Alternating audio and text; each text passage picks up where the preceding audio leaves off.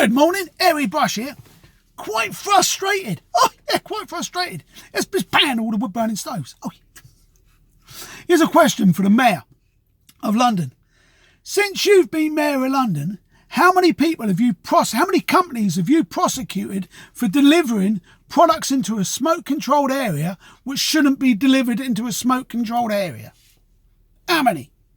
I reckon it's going to be a big old zero or very, very small. But you're thinking now to actually help the Clean Air Act.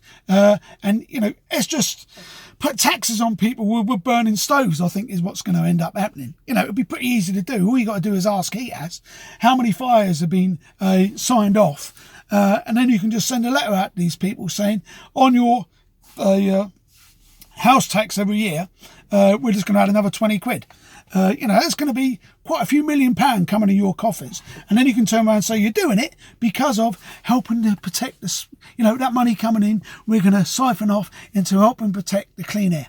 Okay, all the particulates going into the air. But frankly, if you wanted to do that overnight, chop it straight on the head, what you would do is order 10 bags of house coal from 10 different companies, including Amazon, into London. Right? They wouldn't deliver them to a HA2 like I can get delivered now, right? Or even Pete in central London, man, what's going on? Right? I can get them delivered into my house, right? And then what you can do is you can just find the company. That's on legislation there. You can just find the company £1,000 for every time they deliver a product into a smoke-controlled area which shouldn't be allowed in the smoke-controlled area.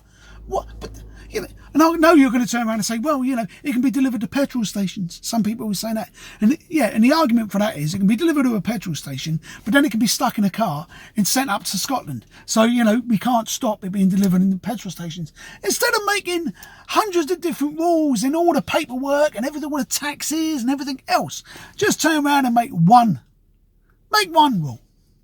Nothing can be delivered into a smoke-controlled area which is not allowed to be used in a smoke-controlled area, including petrol stations. Job done. And you start enforcing that. Right? People won't be able to get a product into their area. Yes, they still can, but it's going to be a pain for them to do it. Right? Why don't you just stop it from being delivered into those areas? Pretty straightforward. You find me and I'm a company twice £1,000. There's no way on God's earth I'm going to be delivering within a smoke-controlled area. It just ain't worth it. But no, it's going to tax them. It's just going to get all the information off HEATAS. And then what we'll do is we'll tax them. Right? And then we'll tax them and tax them and tax them. Saying we're doing something good, but in the end, you're not. I actually think you're not trying. You're trying in one way to, you know, help the Clean Air Act. But what you effectively want is a clean air tax to get more money in, and then you'll do 20% of that money will go on that, and 80% will go on something else. Right? Look, I've been a chimney sweep for 20 years.